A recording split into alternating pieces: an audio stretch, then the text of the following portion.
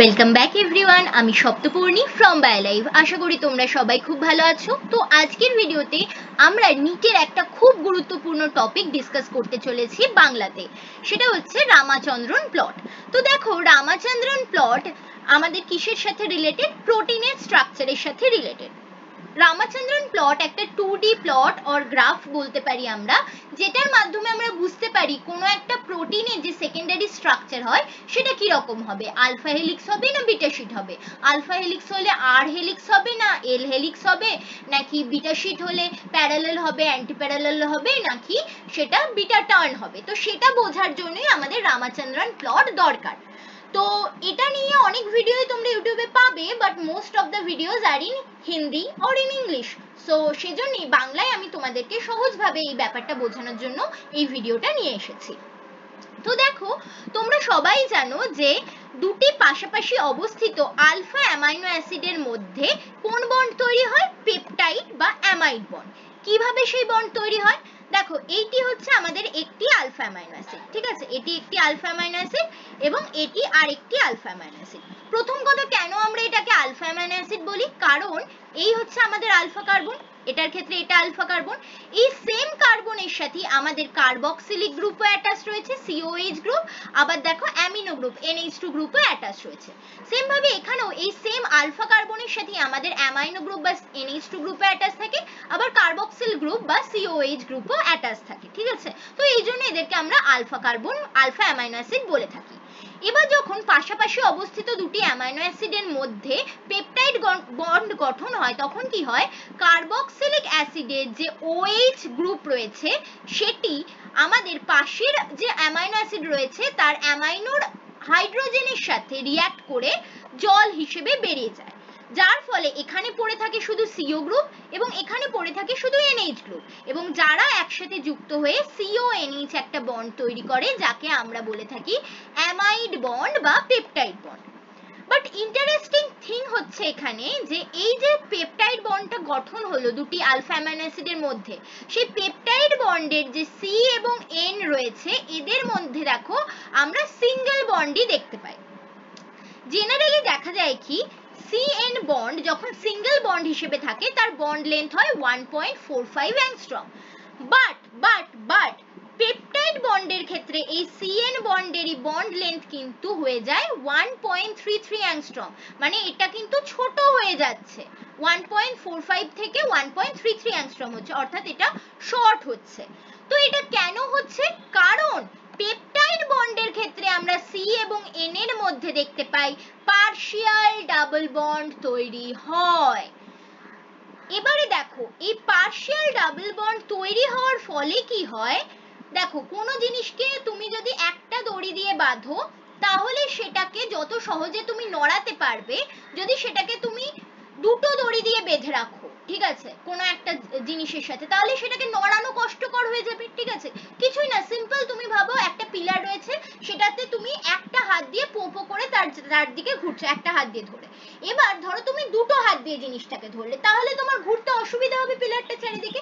Same ব্যাপার, যে single bond থাকলে রোটেশন হতে সুবিধা হয়, বাট যখনই বন্ডটা সিঙ্গেল বন্ড থেকে ডবল বন্ড হয়ে যায় বা পার্শিয়াল ডাবল বন্ড হয়ে যায়, তখন বন্ডের রোটেশনটা কিন্তু রেস্ট্রিক্টেড হয়ে যায় বা কমে যায়, ঠিক আছে, বাধা দেওয়া হয়, কারণ সেখানে স্ট্রেংথ বেড়ে যাচ্ছে বন্ডের, ফলে বন্ডটা রোটেট করতে পারে না সহজে।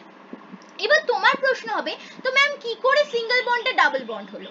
দেখো, আমরা জানি নাইট্রোজেনের যোজ্যতা হচ্ছে 5, তো এর মধ্যে 3টে ইলেকট্রন দিয়ে অলরেডি বন্ড করে রেখেছে আমাদের কার্বন, হাইড্রোজেন এবং আলফা কার্বনের সাথে, এবং দুটো লোন পেয়ার অফ ইলেকট্রন ওর বেঁচে রয়েছে। whereas আমরা জানি অক্সিজেনের যোজ্যতা হচ্ছে 6, যার মধ্যে দুটো দিয়েও অলরেডি কার্বনের সাথে বন্ড করে রেখেছে এবং 4টে বাকি রয়েছে। তো অনেক সময় কি হয়, এই নাইট্রোজেনের যে লোন পেয়ার অফ ইলেকট্রন তারা এখানে একটা ডাবল বন্ড তৈরি করে, দেখো একটা পার্শিয়াল ডাবল বন্ড তৈরি করে এবং নাইট্রোজেন নিজে পজিটিভ চার্জ বিয়ার করে। তখন ঠিক যখন এই জিনিসটা হয় যে এরা দুজনা ডাবল বন্ড একটা তৈরি করলো, তখন এর যে ডাবল বন্ড ছিল সেটা ভেঙে যায় এবং দুটো ইলেকট্রন আবার অক্সিজেনের কাছে ফেরত চলে যায় এবং এটা নেগেটিভ চার্জ বিয়ার করে। তাহলে দেখো এখানে তাহলে এখন আমরা একটা রেজোনেন্স দেখতে পেলাম, ঠিক আছে। রেজোনেটিং স্ট্রাকচার তোমরা কেমিস্ট্রিতে পড়েছো, তো রেজোনেন্স দেখা যাচ্ছে এবং যার ফলে এখানে একটা সি এবং এন এর মধ্যে আমরা দেখতে পাচ্ছি সিঙ্গেল বন্ডের জায়গায় একটা পার্শিয়াল ডাবল বন্ড তৈরি হচ্ছে। ওকে, তো এই পার্শিয়াল ডাবল বন্ডের জন্যই আমাদের পেপটাইড বন্ডের মধ্যে থাকা সি এবং এন এর যে বন্ড রোটেশন সেটা কিন্তু রেস্ট্রিক্টেড হয়ে যাচ্ছে। তো যে জন্যই এখানে লেখা হয়েছে this partial double bond character makes the rotation of CN double bond restricted. Okay, generally যে বন্ডের যে অ্যাঙ্গেলটা হয় সেটাকে আমরা বলি হচ্ছে ওমেগা দিয়ে ডিনোট করি, বাট এই বন্ডের রোটেশনটা কিন্তু এখন অনেকটাই রেস্ট্রিক্টেড হয়ে যায়। তাহলে আমরা দেখলাম আমাদের পেপটাইড বন্ডের মধ্যে যে কার্বন এবং নাইট্রোজেন রয়েছে তাদের বন্ডের যে রোটেশন সেটা তো রেস্ট্রিক্টেড হয়ে যাচ্ছে, ঠিক আছে।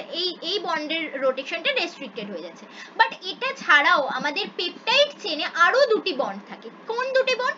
দেখো, এই হচ্ছে তোমার আলফা কার্বন, এই আলফা কার্বনের সাথে অ্যামাইনোর যে নাইট্রোজেন গ্রুপটা রয়েছে সেটা একটা বন্ড গঠন করে রেখেছে, এই যে এই বন্ডটা, ঠিক আছে।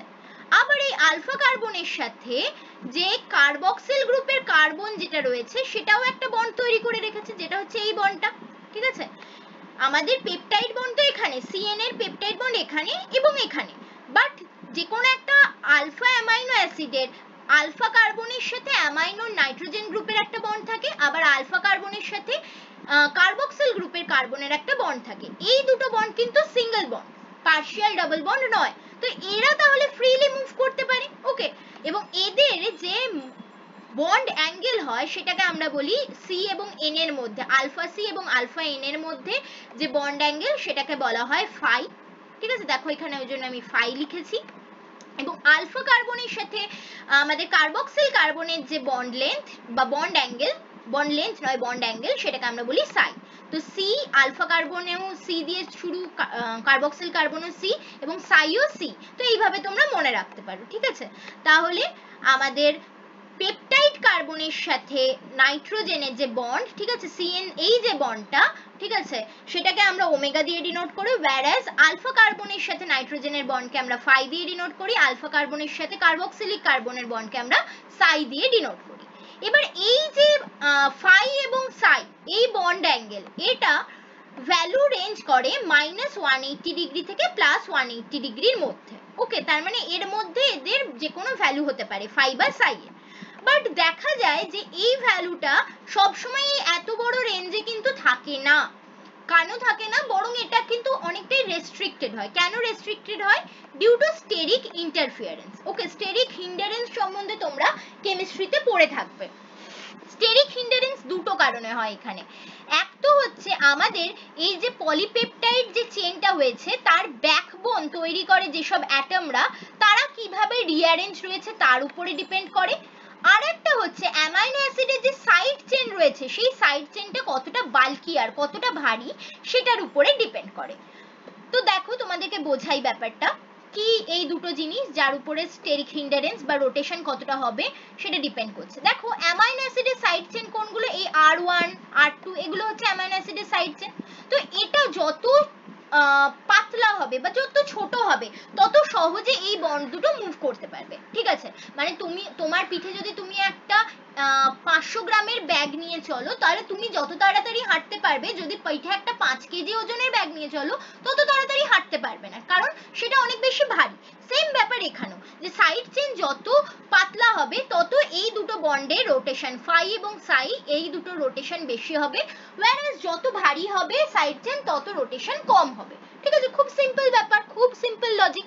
এই জন্যই গ্লাইসিনের, যার ক্ষেত্রে আমাদের সাইড চেনে শুধুই হাইড্রোজেন থাকে, তার এই রোটেশন এন এবং সি এর রোটেশন বা সি আলফার সাথে সি এর রোটেশন অনেক বেশি হয় রাদার দেন আদার অ্যামাইনো অ্যাসিড, যেমন প্রোলিন বলো বা টাইরোসিন বলো, ট্রিপ্টোফ্যান বলো, ঠিক আছে, থ্রিওনিন বলো, এদের তুলনায়। ওকে, তাহলে এটা গেল সাইড চেনের বাল্কিনেসের জন্য কিভাবে আমাদের রোটেশনের উপরে হিন্ডারেন্স হয় বা স্টেরিক ইন্টারফিয়ারেন্স হয়।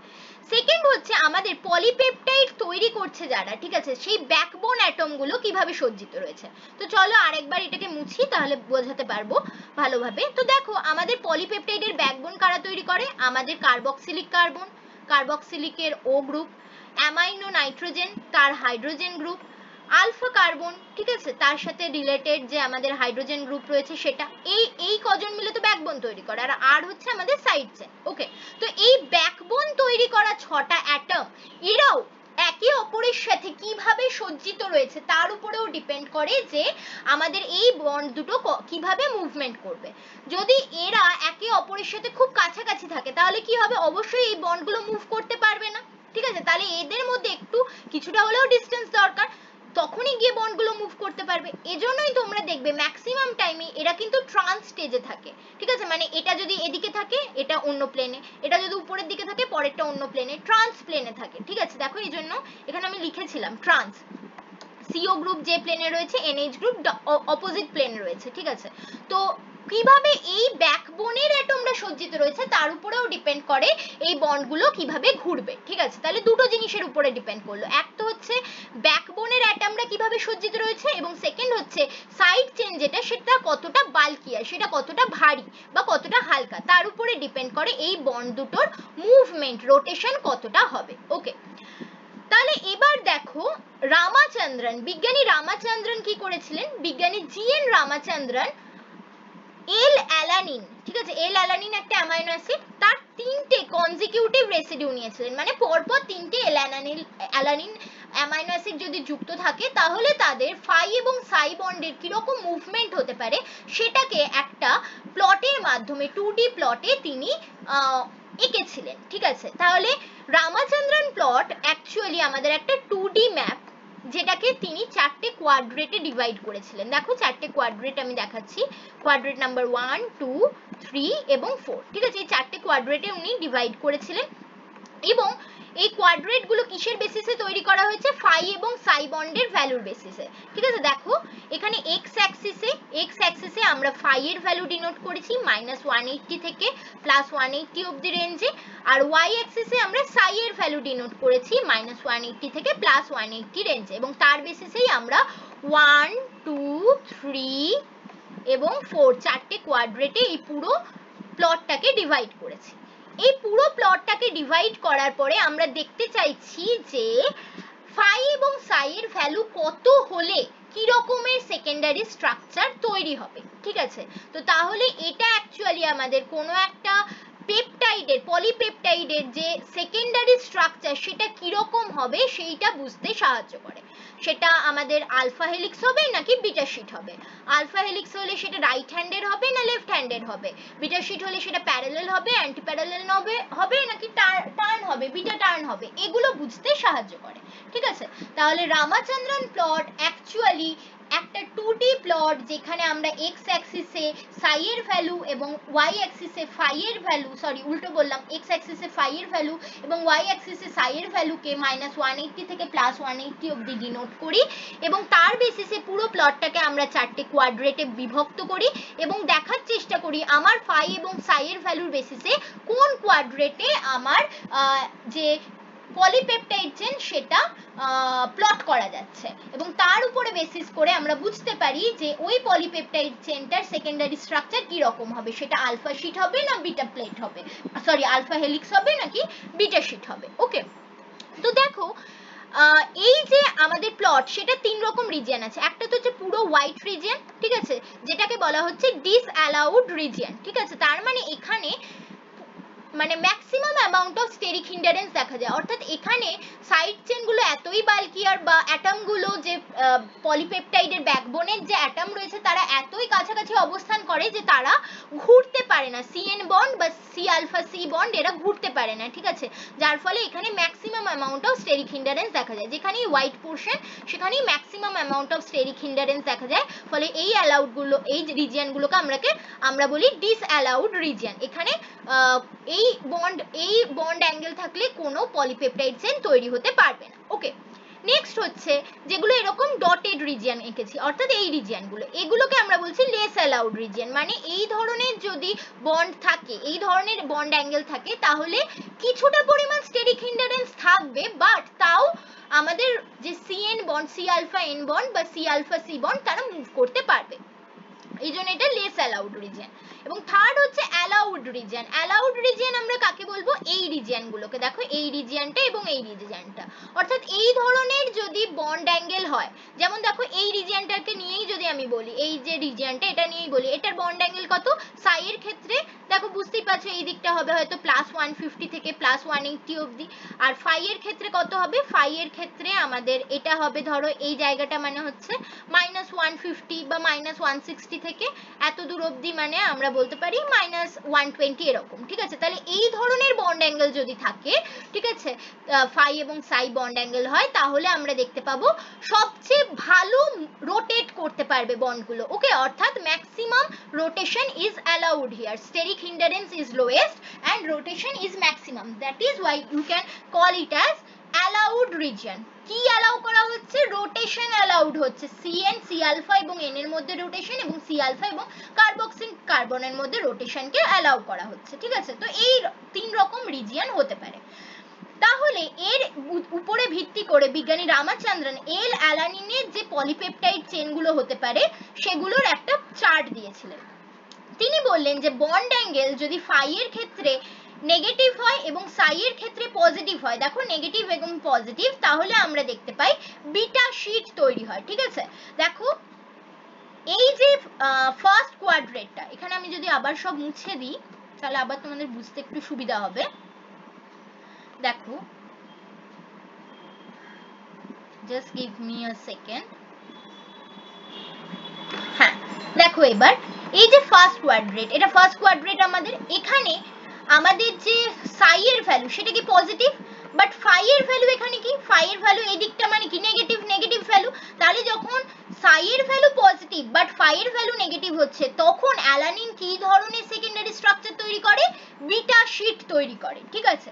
তাহলে ফাই এর ভ্যালু যখন নেগেটিভ বাট সাই এর ভ্যালু পজিটিভ, তখন বিটা শীট তৈরি হয়। এবার এই ভ্যালুগুলোর উপরে ডিপেন্ড করে যে সেটা অ্যান্টি প্যারালেল হবে নাকি প্যারালেল। যদি ফাই এর ভ্যালু -139 ডিগ্রি আর সাই এর ভ্যালু +135 ডিগ্রি হয়, তাহলে অ্যান্টি প্যারালেল বিটা শীট তৈরি হবে। আর যদি সাই এর ভ্যালু +113 ডিগ্রি আর ফাই এর ভ্যালু -119 ডিগ্রি হয়, তাহলে প্যারালেল বিটা শীট হবে। তাহলে কোয়াড্রেট 1 অ্যাকচুয়ালি আমাদের বিটা শীটকে ডিনোট করে। নেক্সট দেখো, আমরা যদি কোয়াড্রেট 2 তে যাই, কোয়াড্রেট 2 হচ্ছে এটা। এখানে আমরা দেখতে পাচ্ছি কি? সাই এর ভ্যালু কি? সাই এর ভ্যালু অবভিয়াসলি পজিটিভ এই কোয়াড্রেটে, এবং ফাই এর ভ্যালু কি? ফাই এর ভ্যালু এখানে পজিটিভ, তাহলে এটা হচ্ছে পজিটিভ পজিটিভ কোয়াড্রেট, ঠিক আছে? এটা পজিটিভ পজিটিভ কোয়াড্রেট, আর এটা ছিল নেগেটিভ পজিটিভ কোয়াড্রেট, ঠিক আছে? সাই ছিল নেগেটিভ, ফাই ছিল পজিটিভ, এক্স প্রথমে লিখছি, ওয়াই পরে লিখছি। এটা কি হবে? এটাই বোথ নেগেটিভ, এটাতে কি হবে? বোথ পজিটিভ, ওকে? বোথ, সরি, এটাতে হবে তোমার ফাই তো পজিটিভ বাট সাই হবে নেগেটিভ, ঠিক আছে? Positive negative. তাহলে সেকেন্ড কোয়াড্রেটে যেখানে আমরা দেখছি ফাই এবং সাই বোথের ভ্যালু, দুজনেরই ভ্যালু পজিটিভ, সেখানে আমরা দেখতে পাচ্ছি লেফট হ্যান্ডেড আলফা হেলিক্স গঠন হবে, ঠিক আছে? লেফট হ্যান্ডেড আলফা হেলিক্স গঠিত হয়।